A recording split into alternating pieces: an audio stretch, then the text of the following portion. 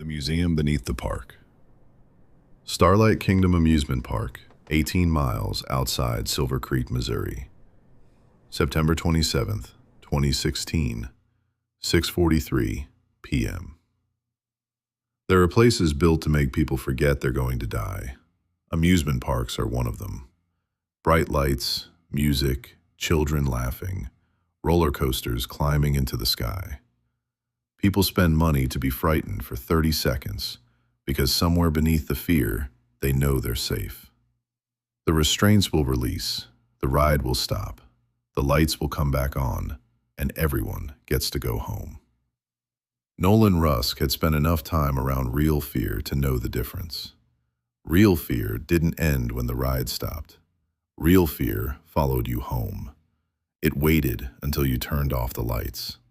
And sometimes, it built a room for you before you arrived. Nolan first saw Starlight Kingdom from Highway 14.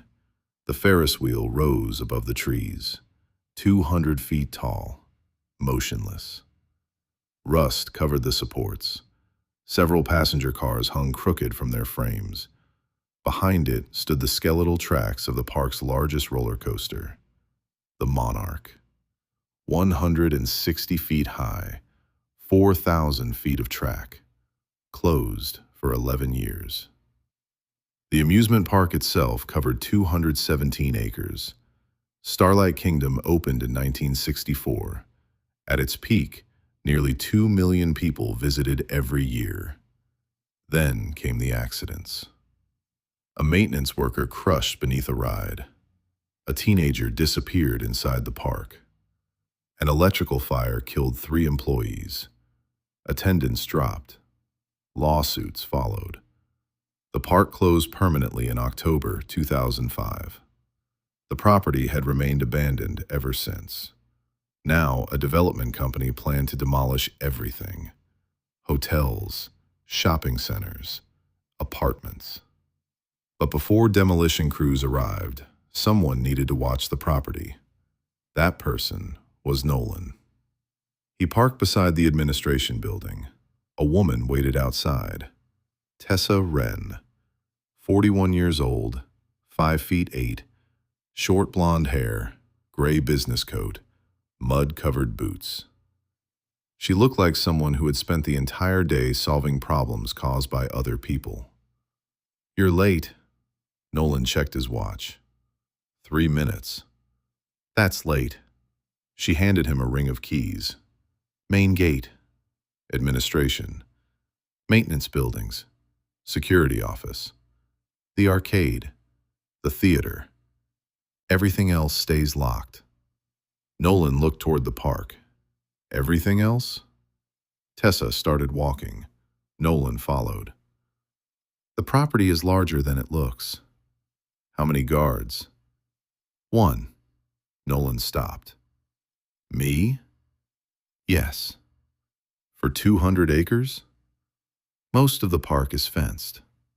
"That doesn't answer the question." Tessa turned. "You wanted the job." Nolan continued walking. The security office stood beside the old entrance. Inside were 12 monitors. Only 7 worked. Tessa showed him the cameras. Front gate, parking lot, administration, main midway, Ferris wheel, Monarch roller coaster, and the children's section. The 8th monitor showed static. "What's camera 8? Tessa didn't answer immediately. "Old maintenance tunnel." "Why doesn't it work?" "Camera failed years ago." "Then why keep the monitor?" Tessa shrugged. "System's old." Nolan looked at her. "Previous guard quit?" "Yes." "Why?" "He didn't like nights." "The guard before him?" Tessa stared. "Why are you asking?" "Because you're paying me $32 an hour to sit inside an abandoned amusement park." Tessa looked toward the monitors. 3 guards quit." "How quickly?" 2 weeks." 1 week. 4 hours. Nolan smiled. The last guy made it 4 hours? He left his truck.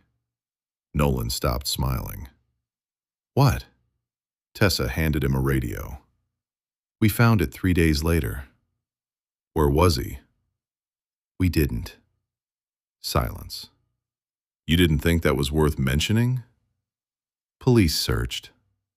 And? Nothing. Nolan looked toward the park. What's his name? Eric Vale. Nolan looked back at her. You're paying me enough. Tessa almost smiled. Good. She walked toward the door. One more thing.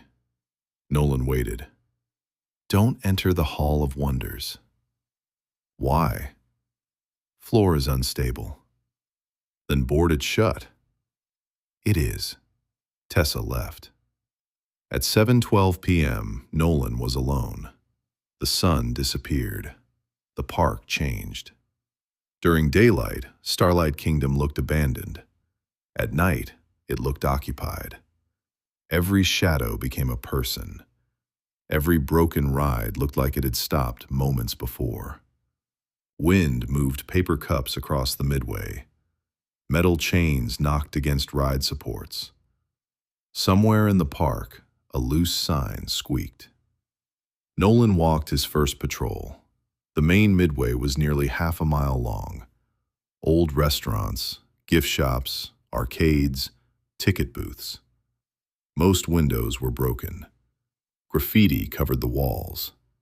He passed the carousel.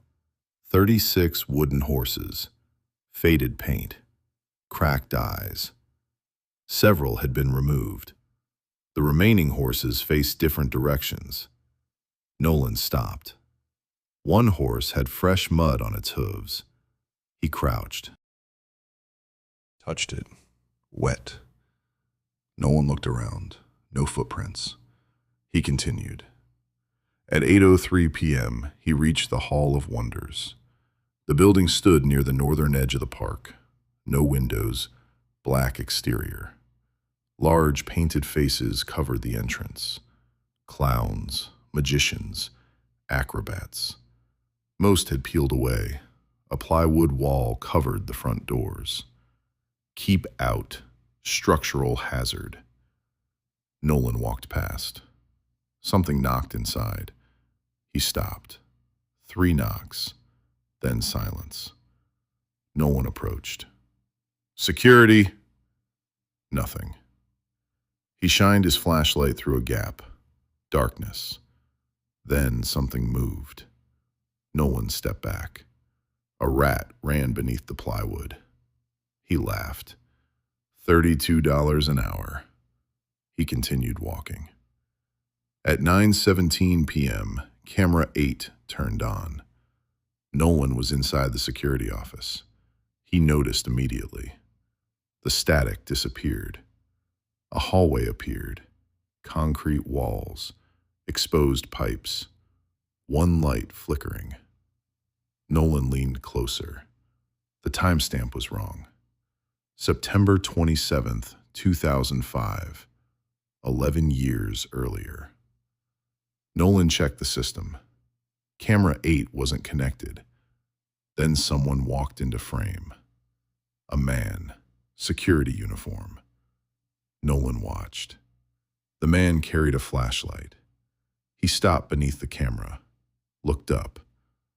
Nolan recognized him from the missing person poster in Tessa's office. Eric Vale, the missing guard.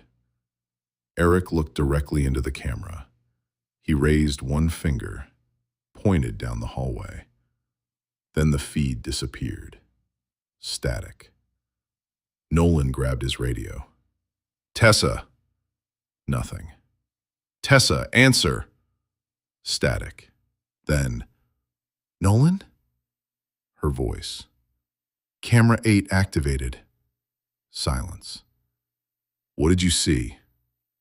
A hallway? Anything else? Nolan hesitated. The missing guard. Tessa didn't respond. Tessa? Stay in the security office. You know something. Stay There. The radio disconnected. Nolan stared. Then someone knocked on the security office door. Nolan turned. A man stood outside. 60s, gray beard, work jacket, hands raised. Nolan opened the door slightly. Park's closed. I know. Who are you? Graham Pike? Nolan recognized the name from maintenance records. You worked here. 32 years. What are you doing here? Graham looked toward the park. Making sure you don't make the same mistake. What mistake? Going underground. Nolan stared. Camera 8. Graham's face changed. You saw it? Yes. Then leave. Why? Because it saw you too. Nolan almost laughed. Camera saw me? Graham stepped closer. There's no camera 8. Tessa said there was. Tessa lies. Nolan looked toward the Hall of Wonders. What's beneath that building? Graham grabbed Nolan's arm. Don't. Nolan pulled away. What's down there? Graham looked terrified. Something the park built before it opened. What? A museum. Nolan waited. Graham continued. Not for the public. Then who? Graham looked toward the darkness. For the owner. At 10:06 p.m., Nolan entered the Hall of Wonders. Graham refused to follow. You're making a mistake. Probably. Nolan removed the plywood. The doors opened. Dust. Rot. Old carnival posters. The attraction had been a walk-through illusion show. Mirrors, hidden passages, moving walls. Nolan searched. Behind a collapsed stage, he found a steel door. No handle. A narrow keyhole. One of Tessa's keys fit. The door opened. Cold air came from below. Concrete stairs descended. Nolan looked back. Graham stood outside. Last chance. Nolan turned on his flashlight, then descended. 43 steps. At the bottom was the hallway from camera 8. Same pipes, same flickering light. Nolan stopped. A sign hung on the wall. Private collection. Authorized guests only. He continued. The hallway ended at a wooden door. Nolan opened it and found a bedroom. Not an exhibit, a real bedroom. Burned walls, collapsed ceiling, a child's bed, smoke damage. Nolan stepped inside. A plaque stood beside the door. The Beller House Fire, March 3rd, 1971. Last object touched. Blue music box. Nolan saw it. On the floor. A small blue music box. Blackened by smoke. He didn't touch it. Another door. Another room. A crashed car. Entire vehicle. Wrapped around a tree. Plaque. Mason County collision. June 18th, 1984. Last object touched. Wedding ring. The ring sat on the dashboard. Nolan continued. Motel bathroom. Blood-stained tile. Collapsed mine tunnel. Hospital room. Kitchen. Bedroom. Dozens. All real. All preserved. Nolan felt sick. Then he found the photograph wall. Hundreds of people. Victims. Dates. Locations. Some photographs had red circles, others had black lines. One photograph was recent. Eric Vale, the missing guard. Nolan stepped closer. Beneath Eric's photograph, exhibit incomplete. Nolan heard something behind him. Scraping. He turned. The blue music box sat in the hallway. Nolan froze. He had left it 3 rooms behind. He stepped backward. The music box opened. Music began playing. Nolan ran. The hallway had changed. The stairs were gone. A new corridor, more exhibits. Nolan entered one and stopped. His apartment, perfect. Same furniture, same couch, same photographs, same stain on the carpet. Nolan couldn't breathe. A plaque stood beside the door. Nolan Rusk, September 28th, 2016. Last object touched, unknown. Nolan stared. Tomorrow. Then he saw something on the table. A wristwatch. His father's watch. Lost 16 years ago. Nolan approached. He didn't touch it. A voice behind him whispered, "Not yet." Nolan turned. Nobody. He ran. The museum rearranged itself. Doors moved, hallways stretched, lights shut off. Then Nolan found Eric, alive, sitting inside a glass display case, thin, dehydrated, eyes open. Nolan rushed toward him. "Eric!" Eric looked up. "You came." Nolan tried the case, locked. "How long have you been here?" Eric laughed. "What year is it?" 2016? Eric started crying. "No."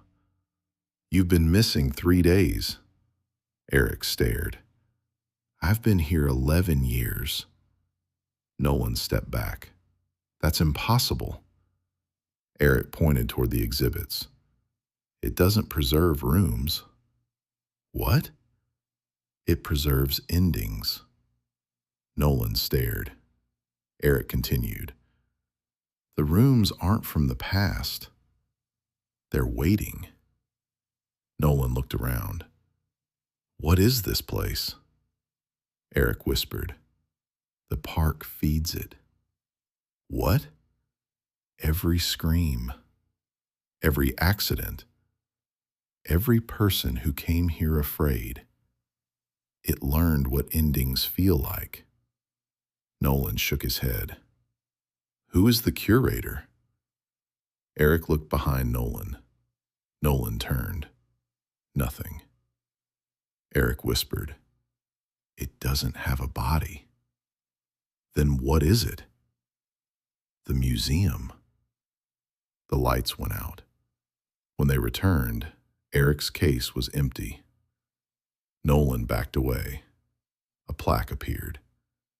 Eric Vale, September 27th, 2016. Last object touched, Nolan Rusk.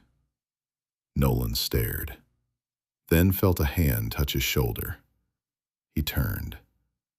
Eric stood behind him, mouth open, eyes terrified.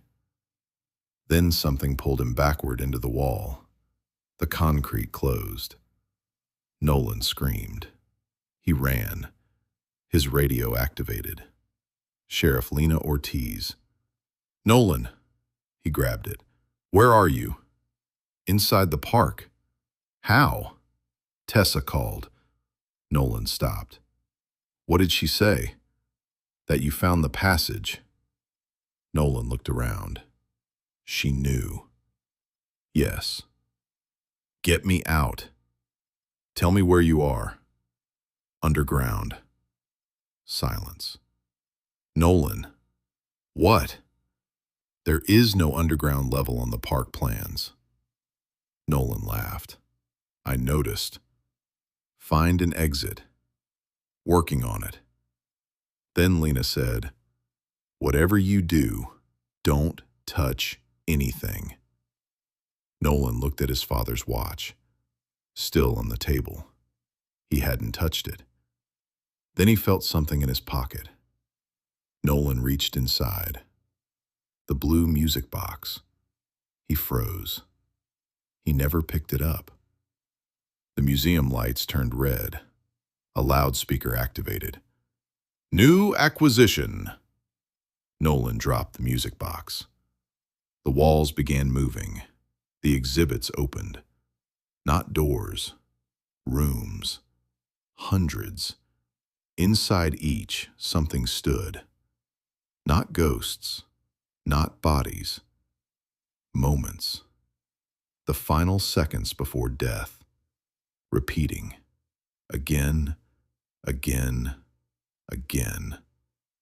Nolan saw people reaching, falling, crying, calling for help.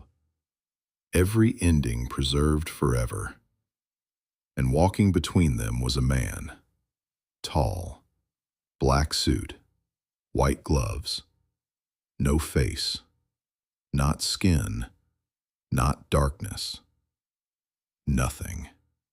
An empty space where a face should be. The Curator. It carried a brass plaque. Nolan ran.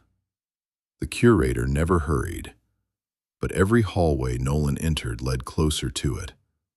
Nolan found stairs, climbed, broke through a door. He emerged beneath the carousel. Above him, the wooden horses began moving. The park had no electricity. Nolan crawled out.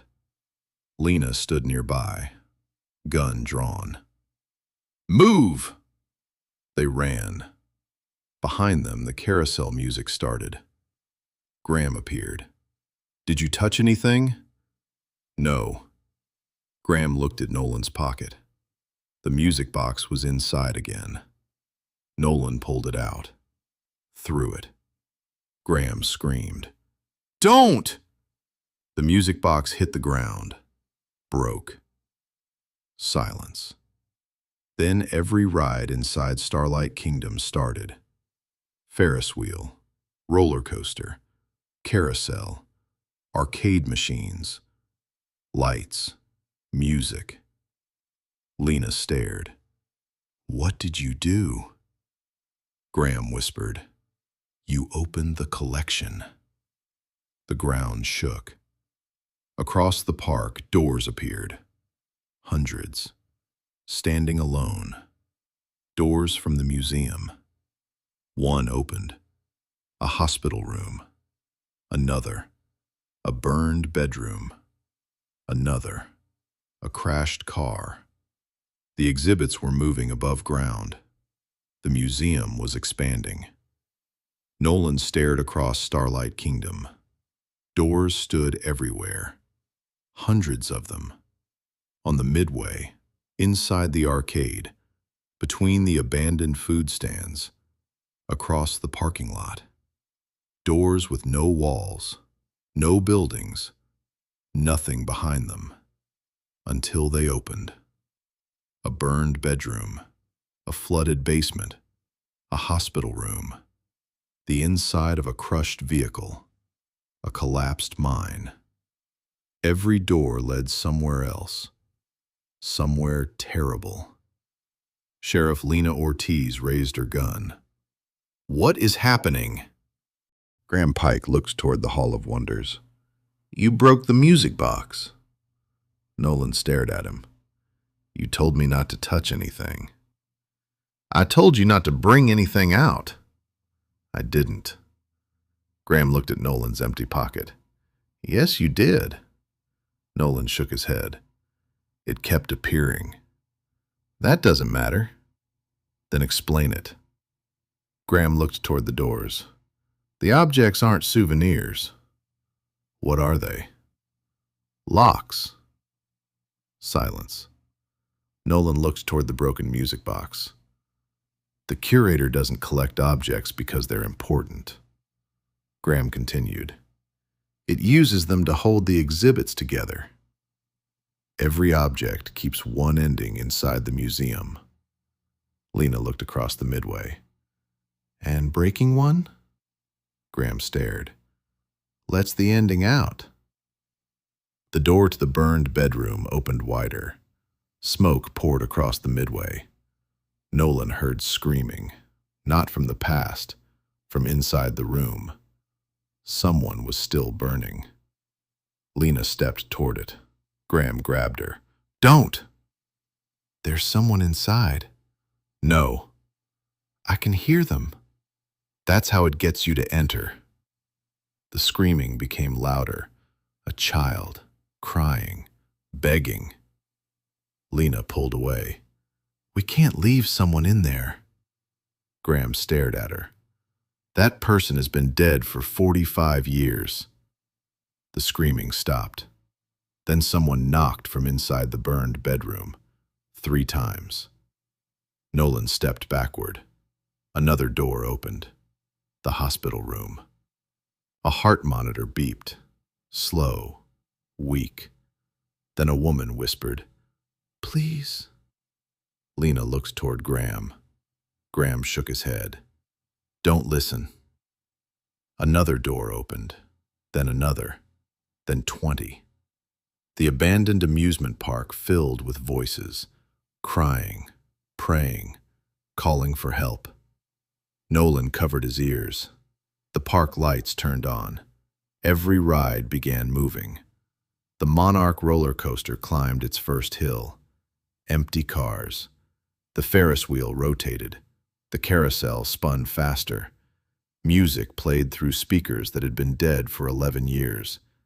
Then the park loudspeakers activated. A calm, male voice spoke. Attention, guests! Starlight Kingdom welcomes tonight's final acquisition. Nolan froze. The Ferris wheel stopped. Every passenger car faced him. The carousel stopped. Every horse faced him. The roller coaster stopped at the highest point. The doors stopped opening. Silence. Then, Nolan Rusk. Nolan looked toward Graham. What does that mean? Graham didn't answer. Graham. The older man looked terrified. It chose you. Nolan laughed nervously. No. You saw your exhibit. That doesn't mean anything. You saw the plaque. Nolan remembered. Nolan Rusk, September 28, 2016. Last object touched. Unknown. The museum doesn't build empty exhibits. Lena stepped forward. Then we get him out of the park. Graham shook his head. You can't. Watch me. Lena grabbed Nolan. They ran toward the main gate. Graham followed. The midway stretched ahead. 300 yards. They ran. The gate didn't get closer. Nolan looked behind them. The security office remained 20 feet away. They had been running for almost a minute. Lena stopped. No. Nolan looked around. The park had changed. The midway was repeating. Same trash can, same broken bench, same red balloon caught beneath a food stand. They had passed it 4 times. Graham whispered, The museum has him. Nolan grabbed him. Then tell me how to stop it. I don't know. You worked here 32 years. I maintained rides. You knew about the museum. Yes. You knew enough to warn me. Graham looked toward the Hall of Wonders. My father helped build it. Silence. Lena stared. What? 1959. 5 years before the park opened. The founder hired 12 men. They excavated beneath the northern property. Concrete tunnels. Storage rooms. Exhibition halls. Nobody knew what they were building. Nolan stepped closer. What happened to the workers? Graham looked away. 11 disappeared. And your father? He came home. Nolan waited. Graham continued. But he brought something with him. What? A brass plaque. Nolan felt cold. Graham looked at him. My father's name was engraved on it. Lena lowered her gun. How did he survive? He returned the plaque. To the museum? Yes. And then? The exhibit disappeared. Nolan stared. Then we find mine. Graham shook his head. You already did. Nolan remembered the exhibit, his apartment, the plaque. Nolan Rusk, last object touched, unknown. We go back. Lena stared. Absolutely not. If destroying the plaque removes the exhibit, it doesn't. Graham interrupted. My father didn't destroy it. He replaced it. With what? Graham looked toward Nolan. Someone else's. Silence. Nolan stepped backward. No. The museum requires an ending. If you remove yours, another name must replace it. Lena stared at Graham. Your father sacrificed someone. Graham didn't answer. Who? My mother. Silence. Graham looked toward the ground. He changed the plaque. She died 3 days later. The museum took her. Nolan felt sick. And your father? Lived another 41 years. The loudspeaker activated. Final acquisition incomplete. The ground shook. A door appeared directly behind Nolan. His apartment door. Nolan stared. No. The door opened. His apartment waited. Everything exactly as he remembered. The couch, the kitchen, the photographs, the stain on the carpet, and on the table, his father's watch. Lena grabbed Nolan. Don't go in. Nolan stared. The watch began ticking. He hadn't heard it tick since he was 19. His father had given him the watch 2 days before dying. Nolan lost it during the funeral, or thought he had. Graham whispered, It needs you to finish the exhibit. Nolan looked at the plaque. Last object touched, unknown. The museum didn't know yet. That meant his death hadn't been completed. Nolan turned toward Lena. What happens if I leave? You can't. What happens if we keep trying? Graham looked across the park. The doors continued opening. More exhibits, more endings. The collection keeps expanding. Beyond the park? Yes. How far? I don't know. The hospital door appeared outside the main gate. Then another door appeared in the parking lot.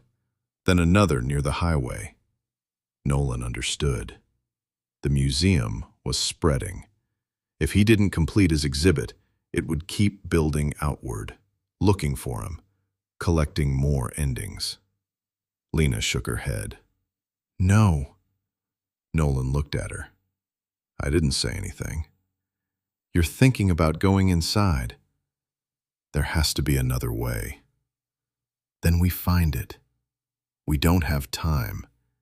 You don't know that. The loudspeaker activated. Final acquisition incomplete. The Monarch roller coaster released. The empty train raced down the track, faster than it had ever been designed to move. It reached the first turn. The train left the rails.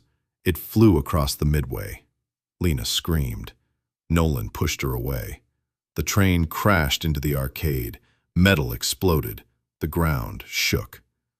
One of the museum doors opened beneath the wreckage. The entire destroyed arcade disappeared inside. The door closed. Nolan stared. The museum was collecting the park, piece by piece. Soon it wouldn't stop at Starlight Kingdom. Nolan looked toward his apartment, his exhibit, his ending. Then he noticed something.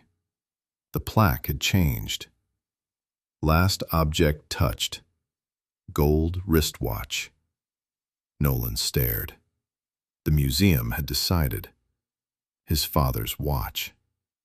Graham whispered, "It's ready." Lena grabbed Nolan. "No!" Nolan looked at her. "You have a family?" Lena froze. "What?" "Children." "One daughter." "How old?" 17. "Then leave." "I'm not leaving you." Nolan smiled sadly. "You don't even know me." "I know enough." "No." "You know someone who made the mistake of taking this job." The park loudspeakers activated. 1 minute until closing. Graham stared. "I've never heard that before." Nolan looked at him. "What happens when the park closes?" Graham shook his head. "I don't know." "Then I don't want you here when we find out." Nolan walked toward the apartment door. Lena raised her gun. "I'll shoot you in the leg." Nolan stopped. "You'd do that?" "Yes." Nolan looked at her. "Then the museum gets both of us." Lena's hand shook. 30 seconds. Nolan entered the apartment. The door remained open. Lena stood outside. "Nolan?" He looked back. "Don't." He walked toward the table. The watch ticked. 20 seconds. Nolan stared at it. He remembered his father, the hospital, the funeral, the empty place on his wrist where the watch should have been. 10 seconds. Nolan picked up the watch. The door slammed shut. Darkness. Nolan stood alone. Then the lights turned on. The apartment was gone. He stood inside the museum, his exhibit. Glass walls surrounded him. Outside, hundreds of rooms stretched into darkness. The curator stood beyond the glass. Black suit, white gloves. Nothing where its face should be. Nolan held the watch. "You wanted me." The curator didn't move. Nolan looked at the plaque. Nolan Rusk, September 28, 2016. Last object touched. Gold wristwatch. Cause of death. The final line was blank. Nolan laughed. "You don't know." The curator tilted its head. "You built the room. You found the watch. You brought me here. But you still don't know how I die." The curator raised one white-gloved hand. The museum changed. Nolan stood inside a prison corridor, his old job. An inmate rushed toward him. Nolan closed his eyes. The scene disappeared. Car accident. Nolan closed his eyes. Gone. House fire. Gone. Hospital bed. Gone. Dozens of endings. The curator was searching, trying to find one Nolan feared. Nolan understood. The museum couldn't kill him. It could only arrange the ending. It needed Nolan to accept one. Nolan smiled. No. The curator stopped. Nolan threw the watch. It hit the glass, cracked. The curator stepped forward. For the first time, it moved quickly. Nolan grabbed the watch. Again, the glass cracked wider. The curator reached toward him. Nolan swung. The watch shattered against the glass. The exhibit broke open. Every light in the museum went out. Nolan ran. Behind him, the curator followed, no longer walking, running. Nolan sprinted through exhibits, burned rooms, cars, hospital rooms, bedrooms. The museum rearranged itself. Nolan kept moving. Then he saw stairs, the passage beneath the Hall of Wonders. He ran toward them. The curator was behind him. 10 feet. 5. Nolan reached the stairs, climbed. He saw moonlight, the park, Lena. "Nolan!" He climbed faster. The curator grabbed his ankle. Nolan fell. Lena reached into the opening. "Give me your hand!" Nolan reached. Their fingers touched. The curator pulled. Nolan screamed. Lena grabbed his wrist. For several seconds, Nolan hung between them. The living world above, the museum below. Graham grabbed Lena, pulled. Nolan rose. His shoulders reached the opening. Then he felt something in his hand. The broken watch. He was still holding it. The last object. Nolan looked toward the museum.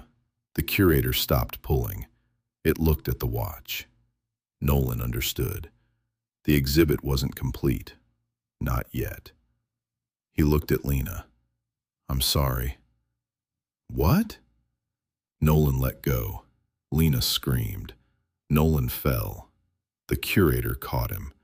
The passage closed. Lena pounded against the floor. "Nolan!" Nothing. Silence. Then every ride in Starlight Kingdom stopped. The lights went out. The doors disappeared. The museum was gone. At sunrise, police searched the park. They found no tunnels, no museum, no hidden rooms, no Nolan Rusk. Starlight Kingdom was demolished 6 months later. The property remained empty. No hotels were built, no shopping centers, no apartments. Tessa Wren disappeared 3 weeks after the demolition. Graham Pike died in his sleep the following year. Sheriff Lena Ortiz retired. She never spoke publicly about what happened.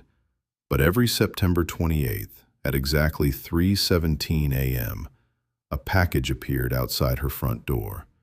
No delivery truck, no footprints, no return address. Inside was always a brass plaque, a different name, a different date, a different object. For 8 years, Lena never recognized any of them. Until September 28th, 2024, Lena opened the package.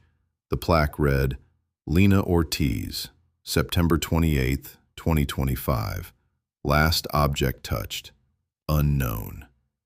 Lena dropped it, then noticed something scratched into the back. Words, handwritten. She recognized the handwriting from Nolan's employment forms. "Don't let it finish the room." Lena stared. Then the lights in her house went out. Somewhere beneath the floor, a music box began playing. And deep beneath a place where Starlight Kingdom once stood, the curator walked through the Museum of Last Things, past the burned bedroom, past the crashed car, past the hospital room, until it reached its newest completed exhibit, a security office. Nolan Rusk sat inside, still wearing his uniform, still holding the broken gold watch. His eyes were open. His body was motionless. A brass plaque stood outside the glass. Nolan Rusk, September 28th, 2016. Last object touched. Gold wristwatch. Cause of death. Unknown. The curator stood outside the exhibit, watching, waiting. Then Nolan blinked. The curator slowly tilted its head. Nolan looked down at the broken watch in his hand. The second hand moved. 1 tick. Nolan whispered, "No." The plaque changed. Cause of death, not yet recorded. The lights inside the museum shut off, and somewhere in the darkness, Nolan screamed. Not because he was dying, because he finally understood. The curator had never wanted to kill him. Death would end the exhibit. It wanted something much worse. It wanted Nolan to remain alive inside his final moment. Forever. For 8 years, Nolan remained inside the glass. He didn't age. He didn't sleep. He couldn't close his eyes. He watched the curator add new rooms, new objects, new endings. Until one night, the curator entered Nolan's exhibit. It placed a new brass plaque on the desk. Nolan looked down. Lena Ortiz, September 28th, 2025. Last object touched. Unknown. Nolan understood. The museum was going to take Lena. the woman who had tried to save him. For 8 years, Nolan had searched for a way to die. Now he finally had a reason. Nolan lifted the broken gold watch, the only object inside the room. He smashed it against the glass. Once, twice, 3 times. The curator appeared. Nolan kept hitting. The glass cracked. The curator moved closer. Nolan hit it again. The watch shattered. A sharp piece of metal remained in Nolan's hand. For the first time in 8 years, the plaque changed. Last object touched. Broken watch. Cause of death? Self-inflicted wound. Nolan stared at the words. He smiled. The curator rushed toward him. Too late, Nolan drove the metal into his neck. He fell. The glass shattered. Every light inside the museum turned red. The curator stopped. Nolan lay on the floor. Blood spread beneath him. His vision faded. For the first time in 8 years, he felt tired. He thought about the night he arrived at Starlight Kingdom, the empty rides, the security booth, the warning signs he ignored. He thought about Lena and hoped his death had bought her enough time. Nolan took one final breath, then died. The plaque outside his exhibit changed. Nolan Rusk, September 28th, 2024. Exhibit complete. The curator stood over Nolan's body, motionless. Then it reached down, removed the broken watch from Nolan's hand, walked to the next empty room, and placed the watch on a table. A new plaque appeared. Lena Ortiz, September 28th, 2025. Last object touched. Nolan Rusk's watch. The curator turned off the light and waited for its next guest.